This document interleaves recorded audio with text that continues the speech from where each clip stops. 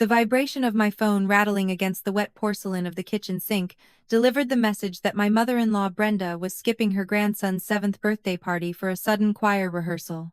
The screen glowed bright against the dimming afternoon light, and the scent of lemon dish soap hung heavy in the warm air, while suds popped softly around my damp wrists. My name is Beth, and at 42 years old I make my living as a dental hygienist, leaning over chairs and cleaning out the decay that other people try to ignore. I dried my hands on a kitchen towel and read the 2 sentences Brenda had sent about how Cole would understand her absence. I did not type out a polite response because I was too busy listening to the sharp scrape of wooden chair legs dragging across the living room floor.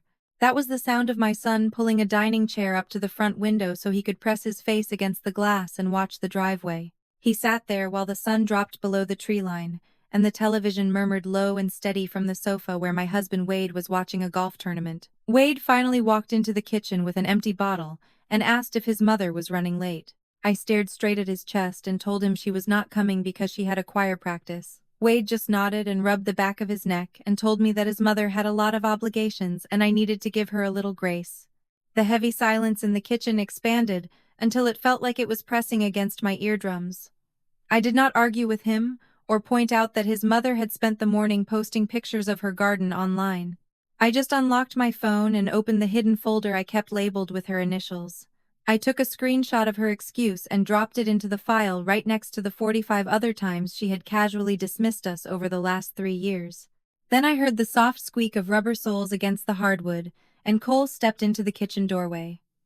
He did not cry or ask where his grandmother was. He just carefully placed his yellow paper birthday crown on the edge of the granite counter and turned around and walked up the stairs to his bedroom in total silence. That terrible, quiet obedience from a child who was learning how to make himself small so he would not cause trouble was the exact moment I realized my habit of keeping the peace was actually destroying my son. A full week passed after the birthday party, before the silence in our house finally broke. It was Wednesday morning and I was standing in the kitchen holding a warm ceramic mug of coffee before leaving for the dental clinic. My phone vibrated against the granite counter. The screen lit up with a text message from Brenda. I stared at her name for a moment before I opened it. I thought perhaps she was finally going to offer a belated excuse about Cole and his birthday. Instead, she was demanding money. The message said that Kayla and Tyler were having their engagement party on the 14th of next month. It said the cost would be $1,200 per person to cover the venue and the catering and that I needed to let her know soon. I read the words twice. I took a slow breath and tried to comprehend the sheer audacity of the number on my screen. $1,200 per person meant $2,400 for Wade and me to attend a single evening event. That was more than half my take-home pay for a month after taxes. That was nearly the exact cost of the summer science camp Cole had been begging to attend. Exactly 1 week ago, my 7-year-old son sat by a window until the sun went down, waiting for this woman to show up for him, and she had not offered a single word of apology. Now she wanted $2,400 to fund a party. I set my coffee down and opened a text thread with my coworker Faye. I typed out that Brenda just messaged me. Faye replied almost instantly, asking if she had finally apologized. I typed back that she did not apologize, but she did demand $1,200 ahead for the engagement party. Faye sent back a blank text bubble. A minute later, she asked how much. I told her the amount again. There was a very long pause before Faye simply typed my name. I typed back that I knew. Before I put the phone down, I opened the hidden folder labeled BW and took a screenshot of Brenda's demand. It dropped into the file as entry number 47. By noon, I was back in my kitchen on my lunch break and the house was completely still. The scent of my morning coffee still hovered faintly over the sink, mixed with the sharp smell of citrus dish soap. Beneath my feet, the downstairs heater kicked on with a low, steady hum that vibrated through the floorboards. Outside the window, the sky was a flat, hazy white that washed all the color out of the winter grass in the yard. The heavy wall clock ticked off the seconds one by one by one. I stood there holding my phone and looking at her text message again. I realized then that I was not angry. I had moved past anger sometime last year when I learned that getting mad at Brenda took far too much of my energy. What I felt in my chest right then was much colder and entirely quiet. I walked over to the counter and pulled my wallet out of my purse. I dug past the grocery receipts and my insurance cards until I found a single $1 bill. It was crumpled at the bottom corner. It was the kind of stray money you leave in a coat pocket and forget about for months. I stared at the wrinkled green paper and I did not think about the consequences. I did not think about how Brenda would react or what Wade would say when he came home. I did not care how Kayla and her new fiancé would look at us. I just knew that every other response I could possibly give would be a fake performance. Explaining why we could not afford it would be a lie. Politely declining because of a schedule conflict would be a lie. Staying silent and letting Wade handle it would be the biggest lie of all. I had been pretending for 11 years that this family dynamic was normal and I was done. I pulled a small white notepad out of the drawer and grabbed a blue ink pen. I wrote out 2 short words on the paper. Not attending. I did not sign it with my married name. I just signed it Beth. I folded the single dollar bill inside the note and slid it into a plain white envelope. I sealed the flap and pressed my thumb firmly along the edge to make sure it held tight. My hands did not shake at all. For 11 years, my hands had trembled every single time I had to navigate a conflict with Brenda Whitmore because I thought I was terrified of her.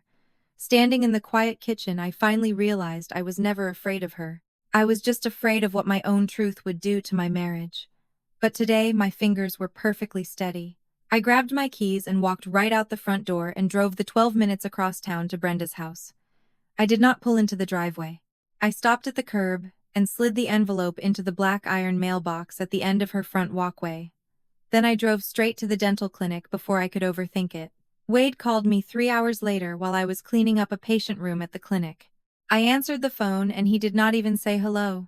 He immediately asked me what I had just sent to his mother. I kept my voice perfectly level and told him I sent her an answer. He took a sharp breath. He asked me if I really mailed her a $1 bill. He started to say that I knew how his mother was and that I was making things worse. I cut him off. I asked him if he had bothered to ask me what I wanted to do before I sent it. The line went dead quiet. I told him he did not ask me. Wade lowered his voice and told me I should have talked to him first. I asked him if we should have talked about the $1,200 she demanded. Then I asked him if we should talk about last week when our son sat waiting for her until 6 in the evening.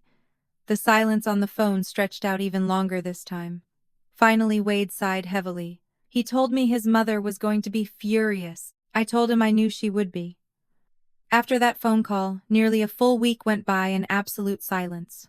Brenda did not text me. She did not call Wade. Thursday and Friday passed without a single word from her. The weekend crept by, even slower. Wade took Cole to the hardware store on Saturday morning, and I cleaned the house until my knees ached against the tile. On Sunday I sat in the living room reading, while Cole built a Lego castle on the carpet, and the only sound was the soft clicking of plastic bricks. Brenda Whitmore never stayed quiet for that many days unless she was plotting something terrible. I knew that deep in my bones, but I did not bring it up to Wade and I did not mention it to Faye. I just went to work and came home and cooked dinner and listened to Cole talk about his spelling tests. The house felt like a balloon that had been blown up too tight and was waiting for a pin to drop. On Monday night, I fell asleep on the living room sofa around 10 o'clock with my phone still clutched tight in my hand. On Tuesday morning, I was sitting at the kitchen table drinking a glass of water when the doorbell rang. It rang twice. The chimes were spaced out with a firm, steady rhythm that did not sound like a neighbor stopping by or a package being delivered. I stood up and walked to the front door and peeked through the narrow glass window. There were 2 figures standing on my front porch wearing dark green uniforms. Beyond them, parked directly in my driveway, sat a white utility vehicle with the County Sheriff Department logo printed in bright gold on the side. I stopped breathing for a fraction of a second. The morning air seeping through the weather stripping around the doorframe suddenly felt like ice. I reached up and unlocked the deadbolt and pulled the heavy door open. The older deputy took off his hat. He introduced himself as Deputy Hank Lawson. The younger officer stood quietly behind him with his hands resting on his duty belt. Lawson had a professional face. He did not look aggressive or mean. He just looked like a man doing a job he had done 1,000 times before. He asked me if I was Beth Greer. I swallowed dryly and told him I was. He looked down at a small black notebook in his hand. He said they had received a report about a threatening letter. Then he looked up and asked me if I knew a woman named Brenda Whitmore. I looked him right in the eye and said she was my mother-in-law. Lawson raised his eyebrows slightly. He told me she claimed I mailed her a threatening package and that she felt unsafe. I corrected him and told him it was just a standard paper envelope. He asked me exactly what was inside it. I told him there was a $1 bill and a piece of paper that said not attending. Lawson stopped writing. He looked up at the younger officer, and the younger officer looked back at him. Neither of them said a word. The static from the police radio out in their cruiser drifted softly across the quiet morning lawn. I stepped back and pulled the door open wider. I invited them to come inside out of the cold and asked if I could make them a pot of coffee. I motioned toward the kitchen table, and as I did, I realized my hands were still perfectly steady. Lawson stepped over the threshold and pulled his pen back out. He looked around my quiet, tidy home and asked if I would mind telling him the whole background story. I pulled the heavy front door open wider and stepped back so the two men in dark green uniforms could enter my home. The morning air sweeping in from the porch was sharp and carried the scent of damp pavement and wet dead leaves, but the air inside my house suddenly felt thin and hard to breathe. Deputy Hank Lawson stepped over the threshold first and wiped his heavy black boots on the welcome mat with a slow, deliberate scraping sound. The younger officer followed him inside and closed the door with a solid click that echoed off the hardwood floor of the entryway. They brought the smell of the outside world in with them, mixed with the distinct scent of starched fabric and the metallic tang of the heavy equipment hanging from their black leather duty belts. I led them toward the kitchen without saying a word. My footsteps were silent in my soft socks, but their boots thudded heavily against the floorboards, echoing through the quiet house like a ticking clock. I gestured to the wooden chairs around the kitchen table. Deputy Lawson pulled one out and sat down. He placed his hat on the empty placemat in front of him and pulled a small black notebook from his breast pocket. The younger officer did not sit. He took a position near the refrigerator and rested his thumbs behind his heavy leather belt, keeping his eyes moving across the countertops and the cabinets and the window looking out into the backyard. The kitchen was completely spotless. I had scrubbed the granite counters the night before until my shoulders ached because cleaning was the only thing that kept my hands busy when my mind was racing. I asked them if they wanted coffee. Deputy Lawson looked up from his notebook and offered a polite decline. He said they were just there to gather some basic facts and ask a few routine questions about the complaint Brenda Whitmore had filed early that morning. He clicked his pen. The sound was incredibly loud in the still room. He asked me if I would mind telling him the background of the situation that led to the envelope I had mailed. He kept his voice low and steady. It was the voice of a man who spent his entire career walking into other people's messy living rooms and trying to find the truth buried under layers of family resentment. I sat down across from him. I placed my hands flat on the cool wooden surface of the table. I did not start my story with the $1 bill or the engagement party. I started exactly where the current break in the foundation had happened. I told him about the birthday party. I kept my voice completely flat and stripped away all the emotion. I told him that my son turned 7 years old last Saturday. I explained that my mother-in-law had promised to attend the small family gathering we planned for the afternoon. I told him how my son had pulled a dining room chair up to the front window at 2 o'clock in the afternoon. I described how the boy had sat there with his chin resting on his hands, watching every single car that drove past our driveway. I told the deputy that my son sat in that exact spot until the sun went down and the streetlights flickered on at 6 o'clock in the evening. Deputy Lawson stopped writing for a second. He looked up at me and his brow furrowed just a fraction of an inch. He asked me if she had promised the boy she was going to be there. I told him she had sent a message saying she would try her absolute best to drop by. I explained to the deputy that when you tell a 7-year-old boy you are going to try your best, he hears that as a guarantee. I told him how she never showed up and how she sent a text message hours after the party started, claiming she was busy with a choir rehearsal. Deputy Lawson nodded slowly and wrote something down in his small black notebook. The scratch of his blue pen against the paper was the only sound in the kitchen. The younger officer by the refrigerator shifted his weight from his left foot to his right foot. Then I told the deputy about the text message I received a week later. I told him about the upcoming engagement party for Brenda's daughter. I repeated the exact words Brenda had used in her message. I told him she demanded $1,200 per person to cover the venue and the catering for a single evening. Deputy Lawson paused again. The tip of his pen hovered over the lined paper. He asked me to repeat the dollar amount. I said $1,200 for each person. I told him that meant $2,400 for my husband and me to walk through the door of a party hosted by a woman who could not be bothered to drive across town for her own grandson. Lawson let out a slow breath through his nose. He did not say anything out loud, but his eyes shifted, and the professional neutral mask on his face slipped just enough for me to see that he understood exactly what kind of woman Brenda Whitmore was. He looked back down at his notes and asked me how I responded to that financial demand. I told him I went to my purse and found a single $1 bill that had been crumpled at the bottom of my wallet. I told him I wrote the words "not attending" on a scrap of paper and folded the dollar bill inside it. I told him I put it in an envelope and dropped it in the mail collection box on the corner. Deputy Lawson looked at me for a long time. He asked me if I included any other words. He asked if I had made any physical threats or implied any harm would come to her or her property. I shook my head. I told him there was nothing else in the envelope. Just the dollar and the 2 words refusing the invitation. The deputy tapped his pen against the table. He asked me if I could show him my phone. He wanted to see the specific text message thread between me and Brenda Whitmore to verify the timeline and the financial demand. I did not hesitate. I reached into my cardigan pocket and pulled out my cell phone. I unlocked the screen with my thumb. My heart was beating a slow, heavy rhythm against my ribs, but my hands remained entirely still. I did not open my general text messages. I navigated directly to the hidden digital folder I had created 3 years ago. The folder simply labeled with the letters BW. I tapped the screen and opened the file. I slid the phone across the smooth wooden table toward the deputy. He picked it up and adjusted his posture. He looked at the first image on the screen. It was the screenshot of her demanding the $2,400. He swiped his thick thumb across the glass to the left. The next image was the text message from the day of the birthday party with her choir rehearsal excuse. He swiped again. The next image was from 5 months ago, when she had conveniently forgotten to tell us about a family dinner until the moment everyone was already seated at the restaurant. Lawson kept swiping. The soft blue glow of the digital screen reflected in the dark pupils of his eyes.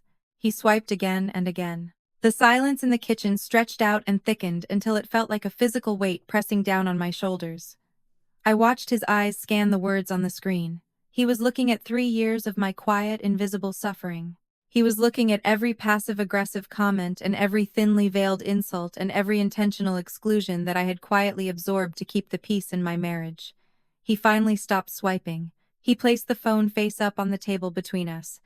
He looked at me, and his voice was incredibly soft when he spoke. He asked me exactly what this folder was. I told him it was 3 years of records. I told him there were 47 distinct text messages and 11 separate incidents fully documented in that folder. He asked me why I had saved all of them. He asked if I was a lawyer or if I worked in law enforcement. I told him I was a dental hygienist. I told him I saved them because I needed to have absolute proof that these things were actually happening. I told him that when you live with someone who constantly tells you that you are overreacting or imagining things, you start to feel like you are losing your grip on reality. I saved them so I could look at them in the dark and know that I was not crazy. Lawson stared at me with a profound understanding settling into the lines around his mouth. He picked up his pen and closed his notebook and tucked it back into his uniform pocket. He leaned forward just a few inches. He told me there was absolutely no evidence of any criminal threat in what I had shown him. He said that mailing a $1 bill and refusing to attend a party did not constitute legal harassment under any statute in the state. He assured me that they would be closing the complaint the moment he got back to his cruiser. He stood up and picked up his hat. He looked down at my phone resting on the table.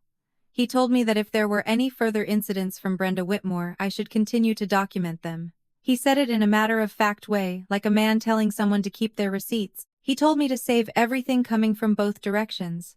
Then he gave me a single firm nod and said I was free to keep my own records and that the complaint was closed. I walked them back to the front door. I thanked them for their time. I stood on my porch in the cold morning air and watched the white sheriff vehicle back out of my driveway and roll slowly down the suburban street until it disappeared around the corner. I stepped back inside and locked the deadbolt. I stood in the absolute silence of my hallway for a full minute. I felt completely exposed, but for the very first time in over a decade, I did not feel entirely alone. Someone else had seen the truth. An officer of the law had looked at my reality and validated it. I walked back to the kitchen and picked up my phone. I dialed Faye. That evening the sun went down early and cast long dark shadows across the living room floor. I had finished washing the dinner dishes and I was sitting on the sofa waiting. I knew Wade would be home late because his construction contracting business always kept him busy on Wednesdays, but I also knew he had spoken to his mother. I could feel it in the house. The air felt charged with an inevitable collision. At 7 o'clock, I heard the heavy crunch of his truck tires rolling over the gravel near the side of the driveway. I heard the engine cut off and the heavy thud of the driver's side door slamming shut. His heavy work boots thumped against the concrete steps leading to the back door. The doorknob turned and he walked into the kitchen. He did not call out my name the way he usually did. He dropped his keys onto the counter with a loud metallic crash that sounded entirely intentional. I stayed seated on the sofa. I did not get up to greet him, and I did not ask him how his day was. He walked into the living room. He was wearing his heavy canvas work jacket and his face was smeared with a thin layer of drywall dust. He stopped in the center of the rug and looked down at me. His jaw was clenched so tight the muscle pulsed under his skin. He took a deep breath and told me that his mother had called him at the job site crying hysterically. He said she told him the county sheriff had been at our house. I looked back at him and kept my voice perfectly even. I confirmed that 2 officers had indeed come to our door that morning. Wade threw his hands up in the air. He asked me what in the world I was thinking. He raised his voice and told me that his mother did not do anything severe enough to warrant the police getting involved in our private family matters. I let his words hang in the empty space between us for a few seconds. I looked at his angry, exhausted face. I told him he was absolutely right about that. I told him his mother did not do anything to warrant the police coming to our house, but she was the one who picked up the phone and dialed the sheriff department. I reminded him that she was the one who filed a false report claiming I had threatened her life. Wade shook his head and ran a rough hand over his face, smearing the white dust across his forehead. He said I knew exactly what he meant. He accused me of provoking her. He said sending that envelope was a deliberate escalation and that I had made everything so much bigger than it needed to be. He said I should have just ignored the text message about the money like we always ignored her dramatic moments. I stood up from the sofa. I did not step toward him. I just stood my ground. I asked him if he wanted me to apologize for sending a $1 bill. He pointed a finger at the floor. He said he wanted me to stop and think before I did things that caused his mother to have a breakdown. He said he wanted me to stop making his life so difficult. I felt a sudden rush of cold air move through my chest. The numbness I had been carrying around all day vanished entirely and was replaced by a sharp, blinding clarity.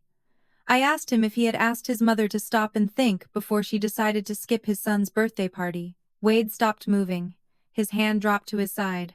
He opened his mouth to speak, but no words came out. I asked him again. I asked him if he had demanded that his mother apologize for letting a 7-year-old boy sit by a window for 4 hours waiting for a grandmother who was never going to show up. He looked away from me. He stared at the blank television screen on the wall. He swallowed hard. The silence stretched between us, filling the room like rising water. I watched him avoid my gaze and I understood the terrifying truth about my marriage. Wade was not a cruel man, and he was not an evil villain plotting against me. He was simply a man who had spent 44 years learning that his own survival depended entirely on keeping his mother calm. When his father had abandoned the family decades ago, Brenda had taught Wade that any form of resistance or independence was a betrayal that would destroy the family. Wade had learned to absorb her demands and twist himself into whatever shape she required to keep the peace. And now he expected me to do the exact same thing. He expected me to lay down on the track so the train would not hit him. He finally looked back at me, and his voice was completely defeated.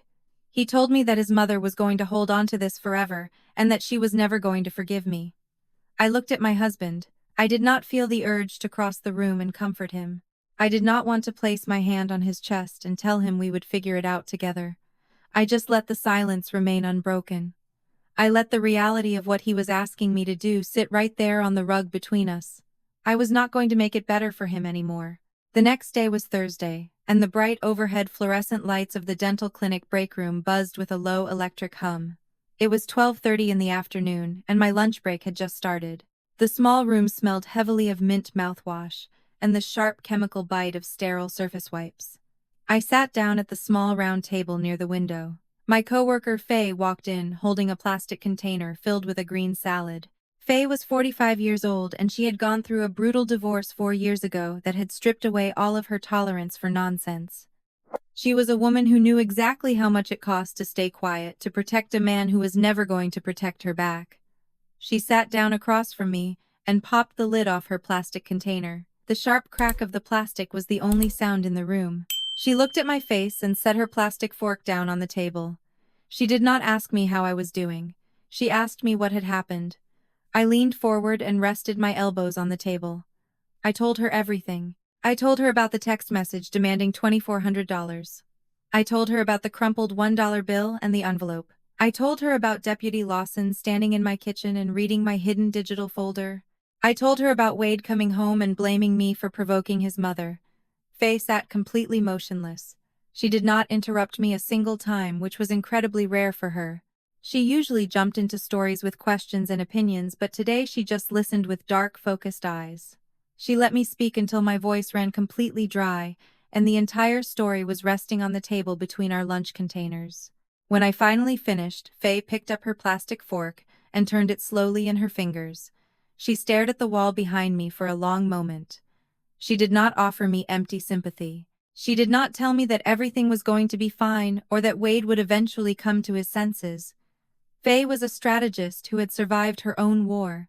She looked back at me, and her eyes were sharp and calculating. She asked me a question that I had never once considered in the 11 years I had been married into the Greer family. She asked me if Brenda Whitmore had ever done anything like this to anyone else before. I sat back in my chair. I closed my eyes and searched through the messy history of Wade's extended family. I thought about the holiday dinners and the whispered conversations in the kitchen that would stop the moment I walked into the room. I thought about Wade's older brother, Travis. Travis had gone through a very sudden and very quiet divorce about 8 years ago. The family rarely spoke about his ex-wife. Her name was treated like a forbidden word in Brenda's house. I opened my eyes and looked at Faye. I told her about Travis. I told her he had been married to a woman named Sandra. I explained that they had divorced a long time ago, and that I had never actually met her because her name had practically been erased from the family history. I told Faye I did not know her maiden name, and I had no idea where she lived now. Faye set her fork down firmly on the table. A small, tight smile appeared on her face. The kind of smile a person gets when they realize the lock on a heavy door is broken, and they can finally push it open. She pulled her phone out of her scrub pocket and tapped the screen to wake it up. She told me that people who use the police to punish their family members do not just wake up at the age of 66 and try it for the very first time. She told me it was a learned behavior that meant it had worked for Brenda in the past. Faye looked at her phone screen and her fingers began to fly across the digital keyboard with practiced speed. She did not look up at me when she gave me her promise. She said she was going to find Sandra, and we were going to find out exactly what Brenda Whitmore had done 8 years ago. I sat in the bright, sterile break room and watched my friend hunt through the digital world on my behalf. For the first time since my son's birthday party, the cold knot of dread in my stomach began to loosen. I had spent 11 years playing defense against a woman who made up all the rules of the game. I realized, sitting there under the buzzing lights, that the game had finally changed because I was no longer playing it by myself. The vibration of my phone buzzing against the wooden nightstand broke the quiet stillness of Saturday morning. It was 10 o'clock, and the pale winter sunlight was filtering through the bedroom blinds, casting long, thin shadows across the quilt. I was sitting on the edge of the mattress, folding a basket of Wade's work shirts. The air in the room smelled like clean cotton and the faint, lingering scent of fabric softener. I reached over and picked up the phone. It was Faye. She did not bother saying hello or asking how my morning was going. She just told me she found her. She found Sandra Kowalski. I stopped folding. My hands rested flat against the warm cotton of a blue work shirt. I asked Faye how she managed to do it so fast. Faye told me she tracked her down using her maiden name on a professional networking website. Faye said she scrolled. The post had been deleted almost immediately back then, but the digital archive had caught a piece of it. Faye told me she sent a private message introducing herself and Sandra had replied within the hour. Faye read the phone number to me over the line, and I wrote it down on the back of a utility bill with a blue pen. Before she hung up, Faye told me one more thing she had found while researching. She said Tennessee was a one-party consent state, which meant if I was part of a conversation, I had the absolute legal right to record it without telling the other person. She said she found it on the state legislature website and double-checked it twice. She told me to remember that fact because it might matter later. 5 minutes later, I was still sitting on the edge of my bed, listening to the phone ring in my ear. A woman answered on the fourth ring. Her voice sounded cautious and tight, like a door only opened a fraction of an inch. I introduced myself and said I was married to Wade Greer. The silence on the line stretched out for a very long time. I could hear the faint sound of traffic moving in the background on her end of the call. Finally, Sandra let out a long, heavy breath. She told me she always knew someone else would call her one day. I pressed the phone tighter against my ear. The smooth plastic felt warm against my cheek. I asked her what happened to her 8 years ago. Sandra lowered her voice. She told me Brenda called the police on her. My stomach dropped, but I kept my breathing perfectly even. I asked her why Brenda would do that. Sandra explained that the family was preparing for their annual Christmas dinner. She said Brenda had pulled her husband Travis aside a week before the dinner and told him that Sandra simply was not good enough to be part of their family. Sandra told me she felt completely humiliated when Travis repeated the words to her. So she sat down and wrote Brenda an email stating she would not be attending the holiday gathering. I asked Sandra to tell me exactly what the email said. Sandra laughed, but it was a dry, hollow sound. She said it was exactly 3 sentences long. She said it was perfectly polite. There was no cursing and no name-calling and absolutely no threats of any kind. She just said she needed space and would not be at the dinner. I asked her what happened next. Sandra told me the police showed up at her front door 2 days later. She said Brenda had filed a formal report claiming Sandra had threatened her physical safety. Sandra said she was standing in her own living room, terrified out of her mind, answering questions from officers who looked at her like she was a criminal. I asked her what she did to fight back. Sandra went completely quiet. She told me she did not do anything. She said she was too scared to fight, and Travis immediately took his mother's side because fighting Brenda was too difficult for him. They were divorced 4 months later. I looked down at the pile of folded laundry on my bed. I asked Sandra if she had kept that email. Sandra did not hesitate. She told me she kept absolutely everything from that day. She said she printed it all out and put it in a box because she knew nobody would ever believe her otherwise. I thanked her and hung up the phone. I sat in the quiet bedroom and realized the terrifying scope of what I was actually dealing with. This was not just a difficult family dynamic or a simple personality clash. This was a tested and proven strategy. Brenda had done this before, and it had worked perfectly. She had systematically removed a woman from her family by weaponizing the police, and she had never faced a single consequence for it. By 3 o'clock that afternoon, the bright morning light had faded into a low golden haze that spilled across my kitchen floor. Wade had taken Cole over to Brenda's house for a few hours. I did not go, and Wade did not ask me to come. He had barely spoken to me since the sheriff left our house. When they finally returned, Wade dropped his keys on the counter with a heavy metallic clatter and walked straight out to the garage without looking in my direction. Cole walked into the kitchen and climbed onto one of the tall wooden bar stools. I was standing at the sink, washing a heavy frying pan. The warm water ran over my hands and the sharp smell of lemon soap filled the space between us. Cole kicked his sneakers lightly against the wooden base of the stool. I asked him how his afternoon at his grandmother's house was. He rested his elbows on the granite counter. He said they ate chocolate chip cookies and watched a cartoon on the television in the den. Then he stopped kicking the stool. He looked up at me and mentioned the big glass cabinet in his grandmother's hallway. He told me it was completely full of pictures of his dad when he was a little boy playing baseball and going to school. I slowly turned the water off. The sudden quiet in the kitchen was deafening. I grabbed a dish towel and dried my hands, pressing the rough cotton against my skin. I kept my voice completely light and steady. I asked him if he saw any pictures of himself in that big glass cabinet. Cole scrunched his nose and stared down at the granite. He thought about it for a long moment. Then he shook his head. He said he did not see any. He kept his eyes on the counter and added that he did not see any pictures of me either. Then he said something else in a very small voice, as if he was not sure whether he was allowed to repeat it. He told me his grandmother had pulled him aside while his father was in the bathroom and whispered to him that his mommy was trying to keep him away from her. She told him that if he loved his grandmother, he should not tell anyone what she said. Cole looked up at me with confused, frightened eyes and asked me if it was true that I was trying to take him away from his grandmother. My hands went cold under the running water. The faucet was still on and the warm stream poured over my frozen fingers, but I could not feel it. Brenda Whitmore had looked my 7-year-old son in the eye and deliberately planted a seed of fear and secrecy in his mind. She had turned a child into a pawn in her war against me. This was no longer a personality clash or a financial disagreement. This was a woman willing to emotionally manipulate a minor to maintain control. I turned back to the stainless steel sink and gripped the cold metal edge. 11 years of marriage. Brenda decorated her house with the meticulous care of a museum curator. I had watched her arrange every single silver frame and polish the glass shelves year after year. Not a single photograph of me. Not a single photograph of my son. Only Wade from before he ever met me. I had noticed it for years, but I had always convinced myself it was just an oversight. Now, hearing my 7-year-old son recognize his own erasure felt like a physical blow to my ribs. This was not a memory lapse. It was an intentional design. Cole leaned forward on the stool. He asked me if he could take the picture from his birthday party over to his grandmother next time he visited. I looked at his innocent face and the earnest hope in his dark eyes. I told him to let me think about it. He tilted his head. He asked me how long I needed to think.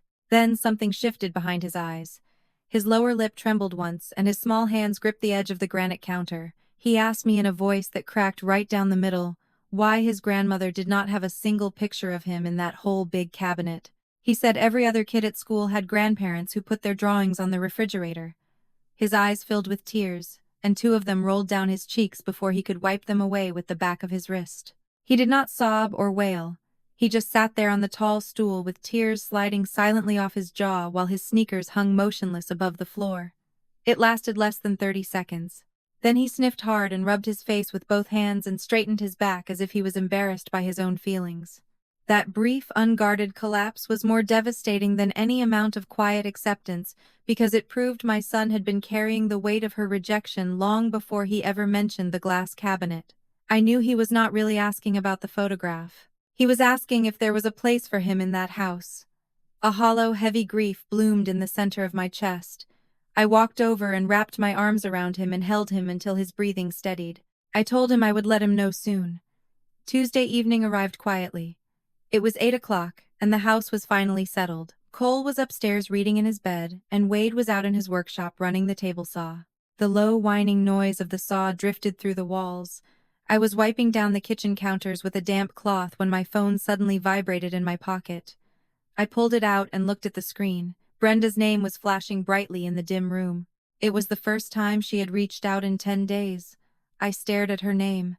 I remembered what Faye had told me on the phone that Saturday morning. Tennessee was a one-party consent state.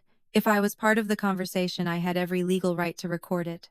I unlocked the screen and opened the audio recording application. I pressed the red button and watched the digital timer start counting the seconds. Then I answered the call and lifted the phone to my ear. I said hello. Brenda's voice flowed through the small speaker as sweet and smooth as warm honey. She sounded exactly like a woman who had never done a cruel thing in her entire life. She told me she wanted to talk about the recent misunderstanding we had. I leaned against the counter and kept my voice completely flat. I told her I was listening. She let out a soft, practiced sigh. She said I knew she loved Cole very much. She claimed she was just truly overwhelmed with her choir duties on the day of his birthday, and that she never meant to hurt his feelings. I stared at the dark window above the sink. I just said yes. Brenda took another breath. The sweetness in her voice hardened just a fraction. She told me that the envelope I sent her was incredibly rude and inappropriate. She said I had to understand why she felt compelled to call the sheriff department. She said my erratic behavior made her feel physically threatened in her own home. I gripped the edge of the counter. I did not defend myself. I did not yell or point out that a $1 bill could not possibly threaten anyone. I just told her I understood. Brenda paused. The silence on the line was heavy with her expectation. She asked me if I was willing to apologize so we could finally put this ugly business behind us and move forward as a family. I took a slow breath. I asked her exactly what she wanted me to apologize for. She stammers for a fraction of a second, clearly not expecting me to push back. Then she recovered her smooth tone. She said she wanted me to apologize for my aggressive attitude. She said she wanted an apology for making everything so tense and difficult for Wade. I looked at the digital timer on my screen, ticking past 14 minutes. I told her I would think about it. The silence stretched out over the line again. She realized I was not going to give her the submission she wanted. She finally mentioned that Kayla's engagement party still had room on the guest list if I changed my mind and decided to behave. I told her goodbye and hung up the phone. I hit stop on the recording application. 18 minutes of pure manipulation and veiled demands captured perfectly in a digital file. I did not feel angry or intimidated. The tremble that used to take over my hands whenever I dealt with her was completely gone. I opened the hidden folder on my phone. I dropped the audio file right next to the 47 text messages and the notes from my conversation with Sandra Kowalski. I looked at the growing collection of evidence and realized I was no longer just surviving my marriage. I was building a case. The drive into downtown Knoxville on Thursday morning took exactly 45 minutes, and the heater in my car blew dry, stale air across my face the entire way. The winter sky hung low and heavy over the highway, casting a flat gray light across the concrete lanes. I kept my hands clamped tightly on the steering wheel at 10 and 2, just focusing on the red taillights of the semi-truck in front of me. I had taken the morning off from the dental clinic, and my stomach felt hollow and tight. I parked in a concrete garage 3 blocks away from the address Faye had given me, and walked the rest of the way with the sharp wind cutting through the thin material of my winter coat. The legal aid office was located on the 3rd floor of an old brick building that smelled like floor wax and ancient dust. The elevator groaned and shuddered as it carried me up. When the metal doors finally slid open, I stepped into a small waiting room with fluorescent lights that buzzed with a low, constant electrical hum. I gave my name to the receptionist and sat in a stiff vinyl chair for 10 minutes before a woman called me back. Her name was Dana Webb. She was 38 years old and she wore a plain navy blue blazer over a crisp white blouse. She did not offer me a warm, comforting smile, and she did not ask me how the winter weather was treating me. She simply led me into a small office with a massive scratched wooden desk and closed the heavy door behind us. The noise from the street below vanished completely. Dana sat down in a high-backed leather chair and pulled a yellow legal pad toward the center of the desk. She clicked a silver pen once and looked at me with clear, assessing eyes. She told me to start from the beginning. I sat with my hands folded in my lap and I laid out the exact facts of my life over the last 3 weeks. I kept my voice completely level. I did not cry and I did not label my mother-in-law as crazy or toxic. I simply told Dana about the missed birthday party and the 7-year-old boy waiting by the front window. I told her about the text message demanding $1,200 per person for an engagement party venue. I explained the single $1 bill I had mailed in a white envelope. Then I told her about the county sheriff deputies knocking on my front door on a Tuesday morning because Brenda had claimed I was threatening her life. Finally, I told her about the phone conversation I had with Sandra Kowalski and how Brenda had used the exact same police intimidation tactic to force another woman out of the family 8 years ago. I saved the worst for last. I told Dana how Brenda had pulled my son aside and whispered to him that I was trying to keep him away from her. I told her how Brenda instructed a 7-year-old boy to keep their conversation a secret from his own mother. Dana Webb did not interrupt me a single time. Her silver pen moved steadily across the yellow paper, making a soft scratching sound that filled the quiet room. When my voice finally trailed off, she tapped the tip of her pen against the desk. She looked at me and stated very clearly that I might actually have a viable case for an order of protection in the state of Tennessee. But then she leaned forward and rested her forearms on the desk. She lowered her voice and told me she needed me to understand something fundamental before we went any further. She warned me that this was a rigid legal process and not a family mediation session. She explained that the court system was not designed to heal broken relationships or force a mother-in-law to learn how to love her family. It was designed to establish hard legal boundaries with severe criminal consequences if those boundaries were crossed. She asked if I had any proof of the incidents I had just described. I reached into my purse and pulled out my phone. I unlocked the screen and opened the digital folder labeled with Brenda's initials. I slid the phone across the scratched wood. Dana picked it up and began to scroll. She looked at the screenshot of the engagement party demand. She listened to the first 2 minutes of the 18-minute audio recording where Brenda admitted to calling the police because of a $1 bill. She read the notes I had typed out from my phone call with Sandra Kowalski. Dana set the phone down and looked at me for a long time. She asked me what I did for a living. I told her I was a dental hygienist with 14 years of experience cleaning teeth. She leaned back in her chair and asked me why someone with absolutely no legal training had the instinct to meticulously save 3 years of seemingly mundane family text messages. I looked down at the floor and thought about the question. I told her I did not know the exact reason. I told her I just knew that when you live with people who constantly rewrite history to suit their own narrative, you eventually stop trusting your own memory. I told her I saved them because I could not stop myself from needing to know what was real. Dana nodded slowly, and the professional mask on her face softened just a fraction into an expression of genuine respect. She told me it was the best survival instinct I could possibly possess. She opened a thick legal reference book on her desk and explained the law to me. She said that in our state, knowingly filing a false police report was classified as a Class C misdemeanor. She clarified that it was not a major felony that would send an elderly woman to a federal prison, but it was more than enough to establish a documented pattern of harassment for a county judge to review. She told me that Brenda had handed me the exact weapon I needed when she dialed the sheriff department. I walked out of that brick building an hour later and stood on the sidewalk letting the cold wind hit my face. For the very first time in my entire adult life, I was not just bracing for the next chaotic demand from the Greer family. I had a foundation under my feet, and I had a choice. When I got home that afternoon, I dropped my purse on the kitchen counter the way I always did. I did not think about the white business card tucked in the front pocket with Dana Webb's name and the words Knox County Legal Aid printed in dark blue ink. I did not realize my mistake until later that night, when I heard the faint rustle of Wade standing in the kitchen. I walked in and found him holding the card between his thumb and forefinger. He looked at me with an expression I had never seen before. It was not anger. It was fear. He asked me why I had a lawyer's card. I told him the truth. I told him I was exploring my options. He set the card down on the counter without another word and walked out to the garage. The heavy door slammed shut behind him, and the sound rattled the dishes in the cabinet. Friday evening arrived and brought a strange, unexpected shift in the atmosphere of our home. It was 7:30, and the sky outside was pitch black. I heard Wade's heavy work truck pull into the driveway. A minute later, the front door opened and he walked inside carrying a large, square cardboard box from the local Italian restaurant. He had brought home pizza on a Friday night without me asking him to and without us discussing it. He set the warm box down on the kitchen island, and the rich, heavy smell of melted mozzarella cheese and baked oregano immediately filled the cold house. Cole heard the front door close and ran out of his bedroom cheering at the top of his lungs. For the next hour, my kitchen felt like a room in a perfectly normal house.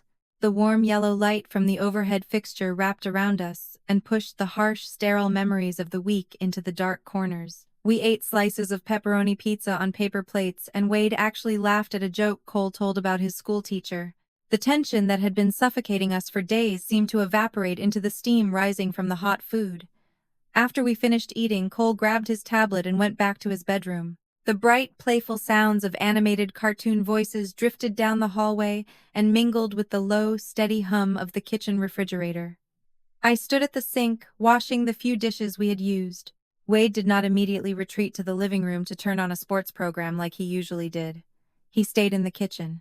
He stood near the wooden dining table and pulled out one of the heavy chairs. The wooden legs scraped loudly against the hardwood floorboards, and the sound echoed in the warm space. He sat down and stared into his empty water glass for a long time. He traced his thick index finger around the rim of the glass. I kept my back to him and let the warm water run over my hands, waiting for him to speak. He kept his eyes lowered, and his voice was incredibly soft when he finally broke the silence. He told me that his mother wanted to talk to us. He rushed the words out of his mouth quickly as if he was terrified I would cut him off before he could finish his pitch. He promised me there would be no lawyers and no police officers and no formal letters involved in this conversation. He said his mother just wanted to sit down and talk things out like adults. Then he took a deep breath and added the final piece of the offer. He said she was finally willing to look Cole in the eye and apologize to him for missing his birthday party. I slowly turned the water off. The sudden quiet in the kitchen was heavy and thick.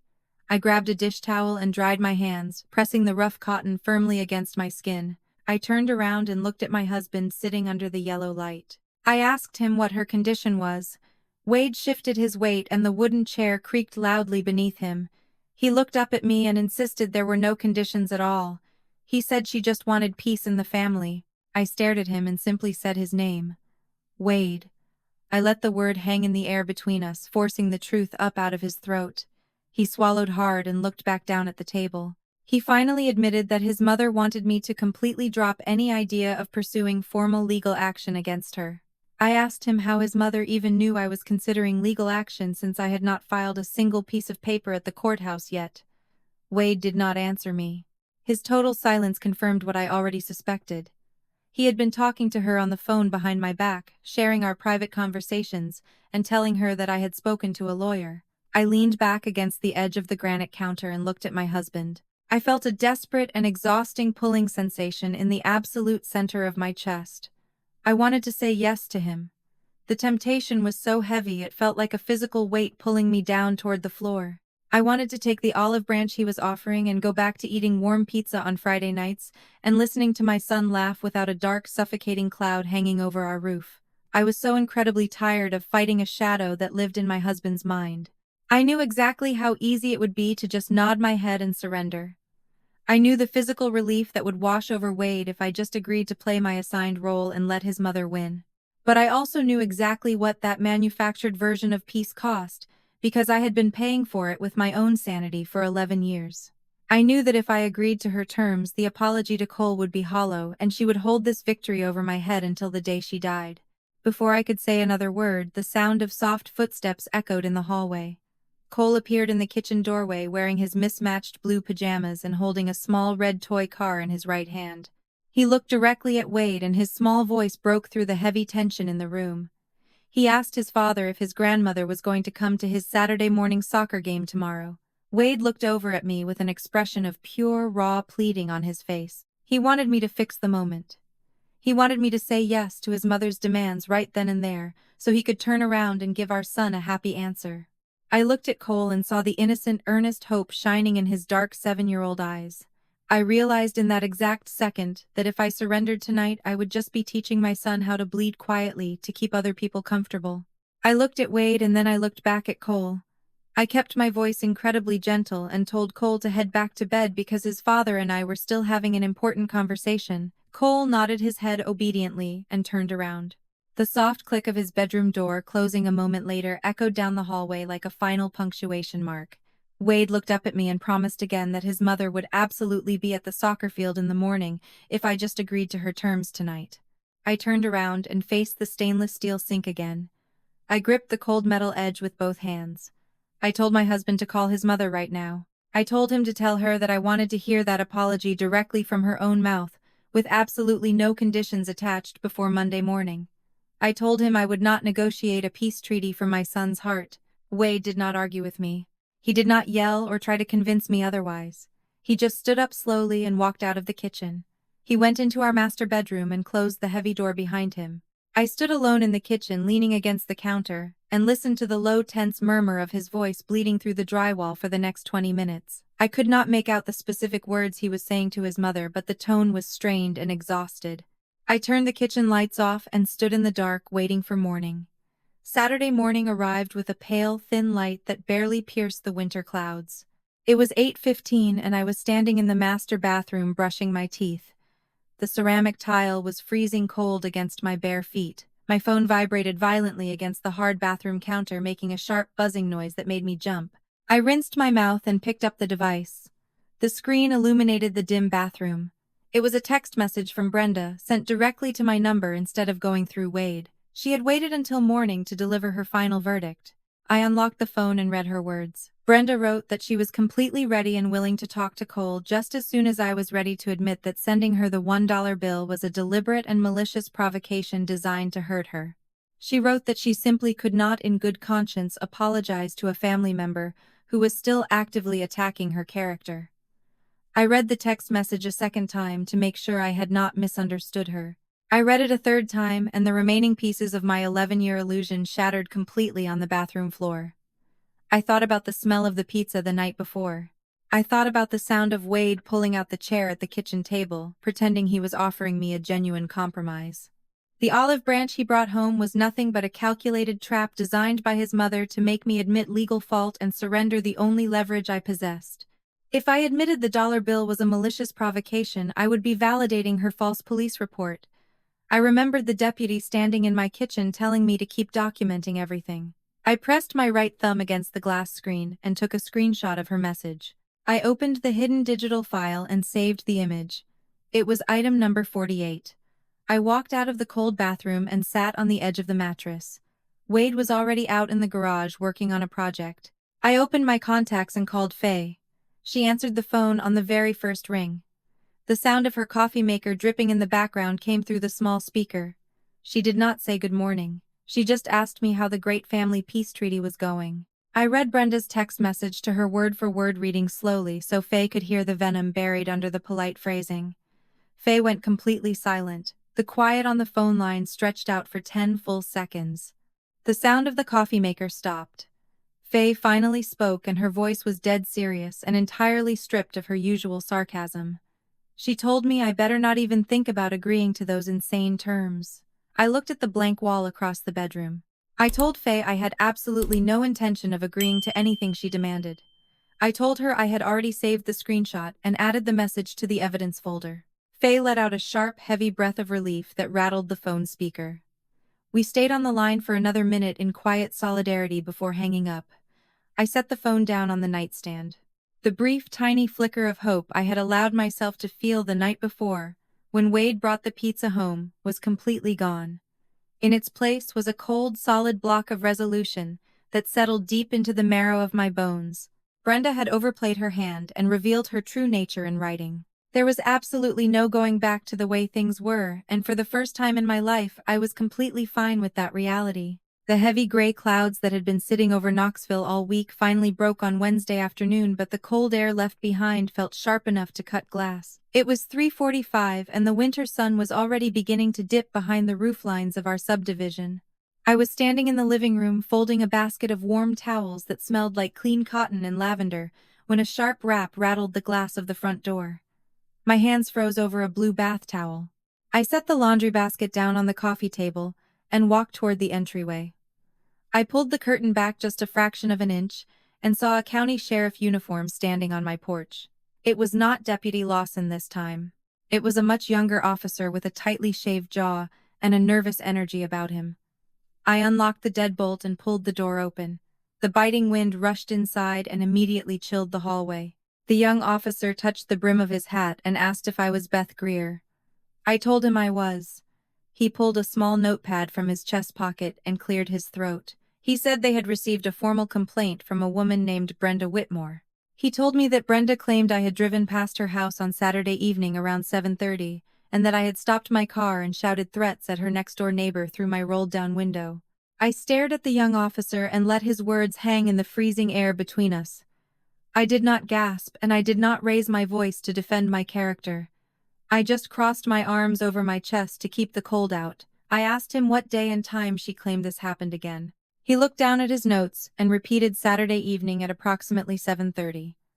I kept my voice completely flat and polite. I told him that on Saturday evening at 7:30 I was sitting in my coworker Faye's living room 10 miles across town. I told him we had ordered Chinese takeout and I could show him the delivery receipt time-stamped at 7:15 on my phone. I told him Faye's husband had been home the entire evening, and both of them could confirm I did not leave their house until after 9 o'clock. I also told him I had sent 3 separate text messages to Wade from Faye's kitchen between 7 and 8 o'clock and that the cell tower data would confirm my location.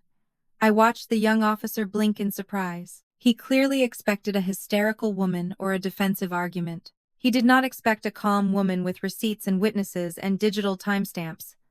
I took a step forward and asked him if he knew Deputy Hank Lawson. The young officer nodded his head slowly. I told him that my mother-in-law had filed a completely false report against me just a few weeks ago, and that Deputy Lawson had personally taken that statement right here in my kitchen. I suggested he check the department records when he got back to his cruiser. The young officer shifted his weight from foot to foot and wrote something down on his pad. He thanked me for my time and turned around to walk back to his vehicle. I closed the heavy front door and locked the deadbolt. I walked back into the living room and sat down on the sofa next to the basket of warm laundry. I did not feel the familiar spike of adrenaline, and I did not feel the heat of anger rising in my throat. All I felt was a deep, hollow exhaustion that settled into my muscles like lead. My name was now sitting on 2 separate police reports.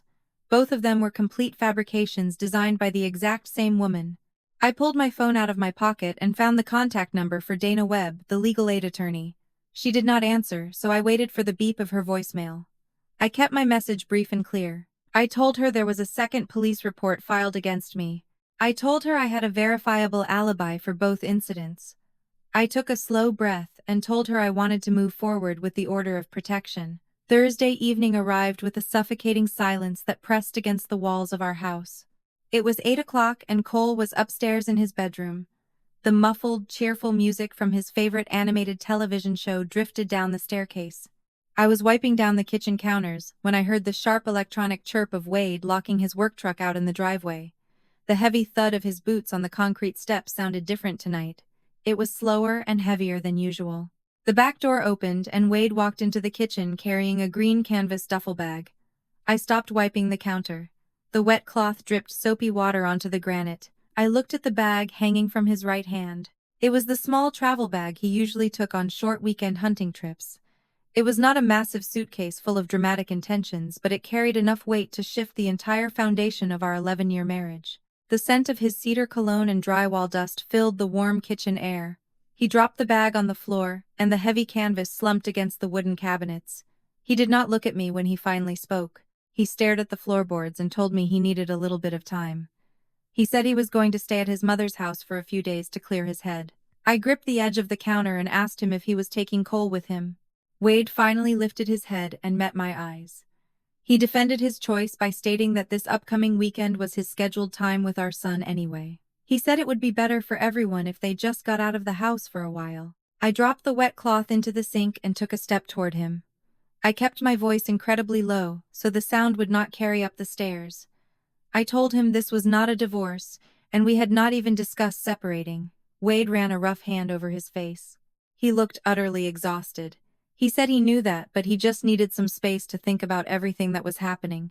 I did not let him hide behind vague excuses. I asked him exactly what he needed to think about. I waited for him to answer, but the kitchen remained dead quiet. I knew the answer, and he knew the answer, but neither of us wanted to say it out loud. Finally, I spoke the truth for him. I told him he did not need space to think. I told him he needed his mother to stop punishing him, and he had absolutely no idea how to look her in the eye and tell her no. Wade shook his head and stepped back toward the door. He tried to deny it, but his voice lacked any real conviction. He whispered that his mother needed him right now. I stood my ground under the bright kitchen lights. I looked at the man I had built a life with and asked him a simple question. I asked him if we did not need him too. He did not have an answer for that. He just picked up the green canvas bag and walked past me toward our bedroom to grab a few more shirts. I stood in the doorway and watched him pull clothes from his dresser drawers. I watched his hands moving over the fabric and I realized something profound. In all the weeks since his mother had skipped the birthday party and called the police on me, Wade had never once asked me if I was okay. He had never checked to see how I was holding up under the weight of her attacks. He had only ever worried about how to stop the noise she was making. 10 minutes later, Cole came walking down the wooden staircase. He was wearing his heavy winter coat and carrying the same blue backpack he had used on the day of his birthday party. He walked into the kitchen and stood next to his father. I knelt down on the floor, so I was right at eye level with my 7-year-old son. I smoothed his hair back from his forehead and told him to go have a good time with his dad and that I would call him before he went to sleep. Cole looked at me with his dark, quiet eyes. He did not ask why I was not coming with them. He did not ask why his father was carrying a duffel bag on a Thursday night. He just gave me a small, silent wave. Wade opened the door and ushered Cole out into the cold night air. The heavy door clicked shut behind them. I stood in the kitchen and listened to the truck engine roar to life. The headlights swept across the living room windows as they backed out of the driveway. Then the street grew completely quiet. The silence in the house was absolute and terrifying. I was entirely alone. I sat down on the bottom step of the staircase and stared at the empty living room for I do not know how long. When the quiet finally became too heavy to bear, I stood up and started moving. I did not have a plan. I just needed to clean things. I gathered up the stray laundry. I wiped down tables that were already spotless. I walked into Cole's bedroom to gather his scattered coloring books from the floor. I knelt down beside his small wooden desk and reached underneath to grab a fallen crayon. My fingers brushed against a thick spiral-bound drawing pad shoved far back against the baseboard. I pulled it out into the light. I had never seen this specific sketchbook before. I carried the heavy pad downstairs and sat down on the living room floor. The hardwood was freezing cold against my legs through the thin area rug.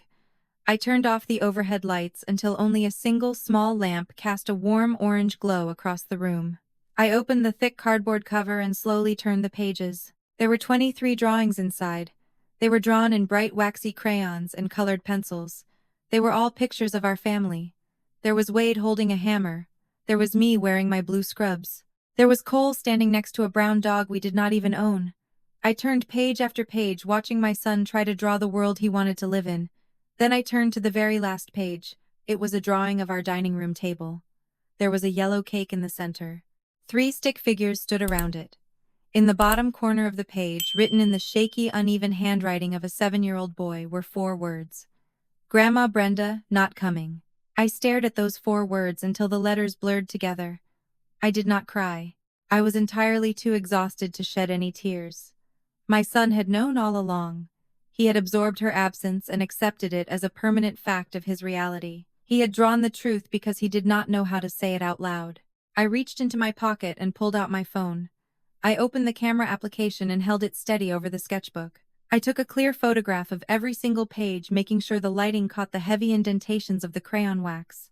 I took 3 separate photographs of the final page with the handwritten caption. I opened the digital folder labeled with Brenda's initials and uploaded every single image. It was no longer just a collection of text messages and audio recordings. It was a documented history of collateral damage. I dialed Dana Webb's office number one more time. It was well past 10 o'clock at night, so the automated voicemail system picked up immediately. I waited for the long electronic beep. I kept my voice perfectly steady in the dark, quiet house. I told her I had found more evidence. I told her my husband had left the house and taken my son with him. I took a deep breath that filled my lungs with cold air. I told her I was absolutely ready to move forward.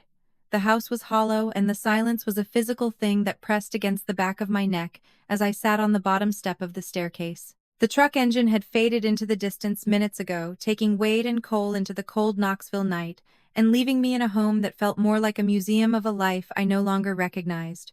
I stayed there for a long time, watching the dust motes dance in the single beam of the street lamp coming through the front window before I finally stood up. My legs felt heavy, like I was walking through deep water as I climbed the stairs to the master bedroom. I did not go to the bed. Instead, I went to the closet and reached for a heavy cardboard box tucked away on the highest shelf, a box I hadn't opened since we packed up our old apartment 11 years ago.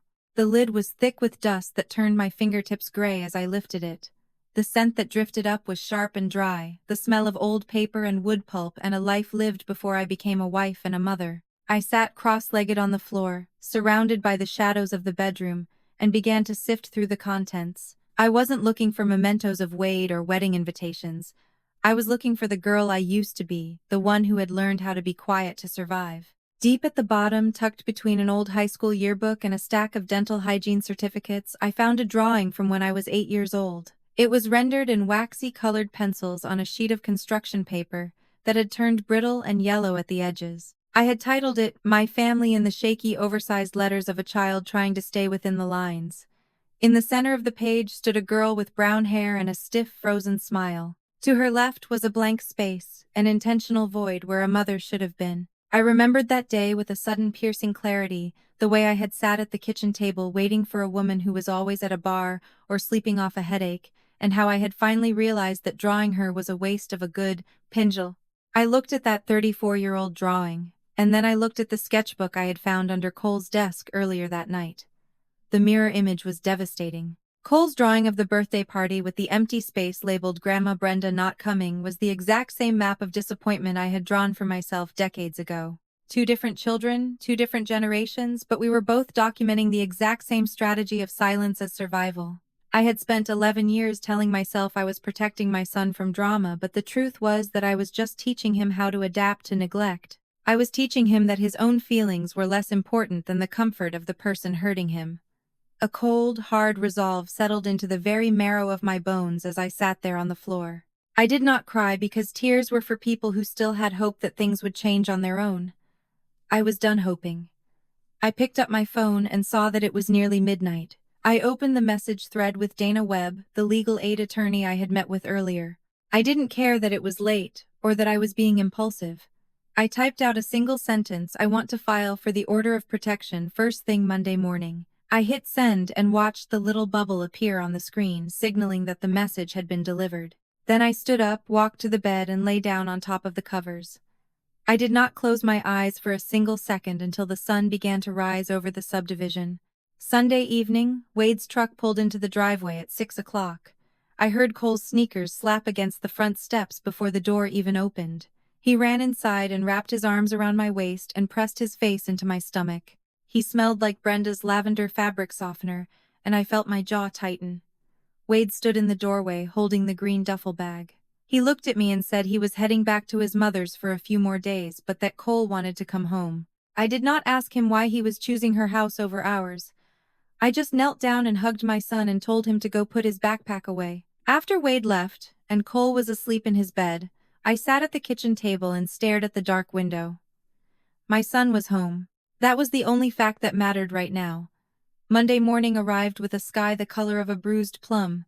I was standing in front of the Knox County Courthouse at 8:45, clutching my leather purse so tightly my knuckles were white.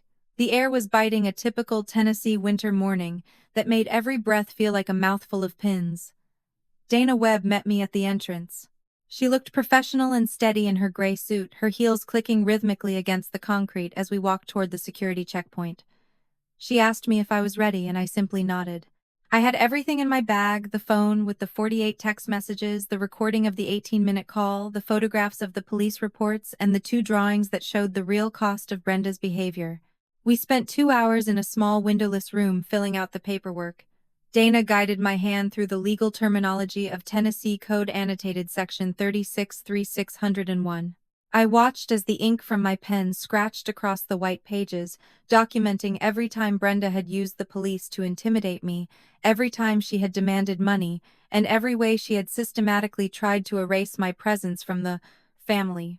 When we finally walked into the courtroom for the ex parte hearing, my heart was thumping a slow, heavy rhythm against my ribs, but my voice did not shake. The judge was a woman in her late 50s, with sharp eyes and a face that had seen 1,000 family tragedies. She looked through the evidence folder I had prepared with the meticulousness of a dental professional. She spent a long time looking at the photo of Cole's drawing. She did not ask me if I was overreacting. She did not ask me why I hadn't just made peace with my mother-in-law. She looked at the pattern of false police reports, and she looked at the documented harassment, and she signed the temporary order. As she handed the papers back to the clerk, she told me that the hearing for the permanent order would be held in exactly 15 days. She looked me right in the eye and told me to keep my distance until then. I walked out of the courthouse, and the bright morning sun felt like it was cutting through my skin. I sat in my car in the parking lot and let out a breath I felt like I had been holding for 11 years. My phone began to vibrate in the cup holder almost immediately. I didn't even have to look at the screen to know who it was. The temporary order had been served to Brenda, and the shockwaves were hitting my husband's phone. Wade's voice was thin and frantic when I finally answered.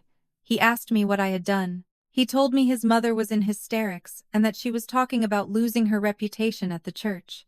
He asked me if I really wanted to humiliate her in front of a judge. I gripped the steering wheel and looked at the brick facade of the courthouse. I told him that I had already filed the papers and that I would be at the hearing in 15 days. Wade started to plead with me, telling me that his mother didn't mean any harm and that we could still fix this if I just called the lawyer and told them I had changed my mind. I listened to him for a moment, hearing the 44 years of conditioning in his voice, the sound of a man who was terrified of a woman's anger. I told him that I wanted him to stand with me, but I was no longer going to wait for him to decide if he was my husband or Brenda's son. I told him that the silence in our house was over. Then I hung up the phone. I pulled out of the parking lot and drove toward the dental clinic because I had a 1 o'clock appointment, and life didn't stop just because I had finally decided to fight back. My hands were perfectly steady on the wheel, and for the first time in a decade I wasn't wondering what Brenda would think. I was only wondering what I was going to tell Cole when he came home. The morning of the hearing arrived with a sky so clear and bright it felt aggressive against the tired stinging of my eyes. I had barely slept during the 15-day wait, but as I stood in front of the mirror in my bedroom, my hands did not shake as I straightened the collar of the navy blue suit I had kept since my first job interview 14 years ago. The fabric was a little tight across the shoulders, but it felt like armor. I drove to the Knox County Courthouse in a silence that no longer felt heavy but focused. The air inside the building was a sharp contrast to the humid Tennessee morning smelling of industrial floor wax, old wood, and the cold metallic scent of the security scanners. I met Dana Webb in the hallway at 9 o'clock sharp. She looked at me and gave a single firm nod of approval. Faye was standing right beside her, her face set in a look of grim determination that told me she wasn't leaving until the last word was spoken. Down the long polished corridor I saw the other side assembled. Brenda was surrounded by 4 members of her church, including her pastor, who stood with his hand on her shoulder as if she were a martyr preparing for the lions. Brenda's daughter Kayla stood beside her mother looking pale and deeply confused. Brenda's lawyer was a man in an expensive gray suit who spoke in low hushed tones to his client. Wade was there too, but he stood 20 feet away from everyone else, leaning against a marble pillar. He looked like a man who had spent the last 2 weeks wandering through a fog. He didn't look at Brenda, and he didn't look at me. The distance between us felt like a physical canyon carved out by years of things unsaid. When the bailiff finally called our names, the sound of our footsteps on the stone floor was the only thing I could hear. We entered the courtroom, and the heavy oak doors clicked shut with a finality that made my heart thud once against my ribs. Judge Martha Holloway was already on the bench. She was a woman who looked like she was made of iron and old law books, her gray hair pulled back into a knot so tight it seemed to sharpen her features. She didn't waste time with pleasantries. She opened the file Dana had submitted and began to read. The room was so quiet I could hear the rhythmic ticking of the clock on the back wall and the low mechanical hum of the air conditioning. Brenda's lawyer stood up first, his voice smooth and practiced as he argued that this was nothing more than a common family dispute that had been blown out of proportion. He used words like misunderstanding and emotional overreaction. He claimed that an order of protection was an abuse of the legal system, a way for a daughter-in-law to control a grandmother's access to her family. Dana didn't use any flowery language in response. She simply presented the facts in a voice that was as flat and hard as a paved road. She submitted the folder containing 48 text messages spanning 3 years. She played the first 5 minutes of the recording where Brenda admitted to calling the police because of a $1 bill. She submitted the affidavit from Sandra Kowalski, detailing the exact same pattern of behavior from 8 years ago. Finally, she handed the judge the photographs of Cole's drawings. Judge Holloway spent a long time looking at the final page of the sketchbook, the one where my son had written that his grandmother wasn't coming. She didn't say a word, but her eyes moved slowly over the waxy crayon marks. Then she looked up and turned her gaze toward Brenda. She asked Brenda if she had filed 2 separate police reports against me in the span of 11 days. Brenda began to speak, her voice trembling with a rehearsed sweetness, as she claimed she felt threatened, but the judge cut her off. Judge Holloway pointed to the second police report, the one where Brenda claimed I had threatened her neighbor on a Saturday evening at 7:30. The judge then picked up the witness statements and the time-stamped receipts Dana had provided, showing I was at a friend's house miles away during that exact time. She asked Brenda how a person who was not physically present could pose a threat. Brenda's lawyer tried to object, but the judge silenced him with a single look. She stated that she found a consistent and disturbing pattern of behavior. She noted that every time I refused a demand, Brenda escalated, culminating in the filing of reports she knew were false. She looked at Brenda and told her that the law was not a tool for domestic retaliation. She then signed the order. The order of protection was granted for 1 full year, prohibiting Brenda from any direct or indirect contact with me or Cole, unless through a legal representative. As we walked out into the hallway, the silence among Brenda's church group was absolute. They were looking at her differently now, the mask of the perfect grandmother having been stripped away by the cold, hard logic of a court record. Wade caught up to me at the exit. He looked at me for the first time that morning and asked me if I was okay. I told him he was about 15 days too late to ask that question. He asked me if I really wanted to end our marriage, and I told him that I had already moved on and he was the one who was still standing still. I drove to Cole's school and picked him up at 3:15. The afternoon sun was warm on the windshield and the air smelled like mown grass in autumn. Cole ran out to the car, his backpack bouncing against his shoulders, his face lit up with a gap-toothed grin. He climbed in and began to tell me about his day, about a bird's nest he saw in the library window, and a math test he had aced. At a red light, he stopped talking and looked at me. He asked me if I was different today because I looked happy. I told him that I had finished something very important. I told him that I had finally spoken the truth out loud, and that people had listened. He nodded with the serious, quiet wisdom of a 7-year-old, and asked me if we could finally get a dog. I laughed, a real sound that didn't feel forced or hollow, and I told him we would see. When we got home, the house didn't feel empty anymore. It felt clean. Cole kicked off his shoes and ran into the kitchen for a snack, the normal, beautiful sounds of a child's life filling the rooms. I saw the yellow paper birthday crown still sitting on the counter where it had been for weeks. I picked it up and didn't feel a sting of bitterness. I simply put it away in a drawer where it belonged. I sat down at the table and watched my son, knowing that the paper trail was closed, and for the first time in 11 years I was the one holding the pen.